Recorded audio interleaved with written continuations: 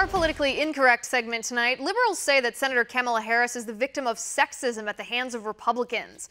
Their crime? Interrupting her. Put aside for a minute that it's not sexist to interrupt someone violating Senate rules. How come feminists didn't say a word when Education Secretary Betsy DeVos was consistently interrupted during her confirmation? Watch the exchange. Did you have any communication with any Russian businessmen or any Russian nationals? I don't believe I had any conversation with Russian businessmen or Russian nationals. Are you aware of Although any communication? A lot of people were at the convention. It's conceivable that somebody Sir, came I up to me. have just a few. Will you let me qualify it? If I don't qualify it, you'll accuse me of lying. So I need to be correct as best I can. I do want you to be honest. And I'm not able to be rushed this fast. It makes me nervous. So did you not consult it before you came before this committee, knowing we would ask you questions about it? Well, we talked about it. The policy is based... Did you ask that it would be shown to you? The policy is based on the principle that the president... Sir, I'm not asking about the principle. I'm asking when you would be asked these questions and you would rely on that policy. Did you not ask your staff to show you the policy that would be the basis for you refusing to answer the majority of questions that have been asked of you? Should be allowed to answer the question.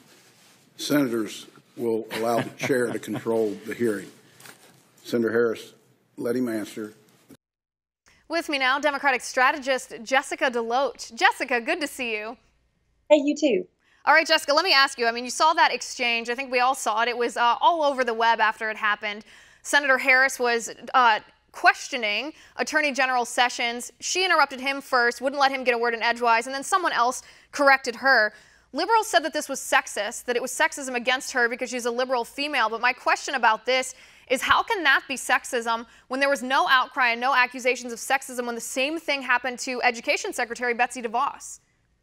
Sure. There's a lot going on here, right? Because I think that when you have the stark image of being one of the only women that's present for something and you're surrounded by men and you're getting interrupted, when you've seen men engage in the same behaviors and they're not being interrupted, it does make you question, why is this happening to her?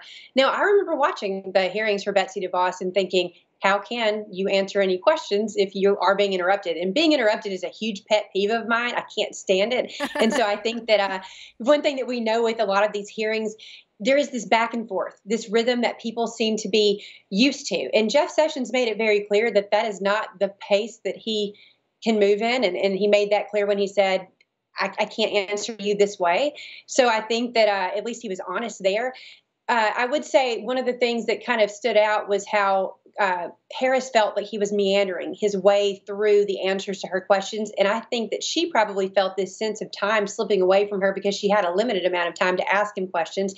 And then she was stopped from doing her job. And then that added to the frustration. Right. And I think when you take all of that and you add it to just the hysteria that surrounds this ongoing investigation, everyone's just very tense and there are a lot of accusations flowing around. But right, the point that you made is key. Betsy DeVos was interrupted too, and depending on which type of feminist you were talking to, some talked about it and some didn't. And I think that interrupting people just altogether is wrong. I think it's rude. No, I know. I think it's rude, and I'll keep that in mind and try to interrupt you as few times as possible on the show today. But no, I mean, I think it's rude. I think it's rude a lot of times how they talk to each other back and forth in these Senate hearings, especially, like you said, when it's so fraught with hysteria. But Senator Kamala Harris interrupted him more times, interrupted Sessions, I should say, more times than she was interrupted. And I guess I don't understand why feminists in general are so quick to pull the victimized card, so quick to say, it's because she was a woman. Republicans hate women. This is a war on women. Instead of just saying, whoa, everyone, take a step back and show some common courtesy for your colleagues. You know, the first thing that came to mind when I was watching the clips that started surfacing of her being interrupted, I was thinking to Mark Warner, right? Because he had the same type of rhythm going for him and that he wasn't interrupted. And, you know, that's a Democrat who was doing the same thing and he wasn't stopped. And that was a little infuriating to me. And of course, it feels like a courtroom, right? It almost plays just like something that you're watching on some late night television crime scene being investigated in a courtroom kind of deal. And it is frustrating to watch because there comes a point just as a viewer where you're like, wow, we're really not going to get anything out of this, are we? And here are answers. No, and I think we've long since passed that point with this investigation into Russia, long since passed that point. But I guess my problem, again, with this being called sexism is that it seems like feminists claim that they stand up for all women, which would be great, but the evidence shows that they don't. They just stand up for women who support abortion. And I say that because Kamala Harris is one of the biggest supporters of abortion in the United States Senate right now. I mean, when she was Attorney General of California, which was the office she served in before she won her Senate seat, she had a tab on her website, on her campaign website, linking to a donation page for Planned Parenthood. And it seems to me that feminists are very quick to jump to her defense because she supports their pet cause. But if there's any women, whether it's me, whether it's Betsy DeVos, anyone who identifies as pro-life, we're not women enough in the eyes of pro-choice feminists to deserve that kind of defense. You know, this is definitely a conversation that I hope we get to discuss over time. You know, there are shades of feminism. And I can't stand that. It makes me really sad. And part of my educational background is in gender studies. And you start exploring how feminism or certain types and shades of it works for certain groups of women, but not others, and how other women are marginalized based on what their political views are. And that is a real problem. It is something that the left is most certainly having to reconcile, because feminism is pretty broadly defined. But there are people who will put a stake in the ground over certain issues and say, if you don't stand with me on this issue, then you just do not qualify. And I think that's highly counterproductive. And it's something that we're going to have to figure out how to navigate. Right. And I mean, that's what the leaders of the modern feminist movement, I guess, in our country right now are doing. I mean, the leaders of the Women's March, the largest feminist production demonstration, whatever you want to call it, in modern history, they said pro-life women, you know, you're not welcome here. They canceled a sponsor who supported Right to Life, who supported abortion restrictions because they didn't support abortion on demand.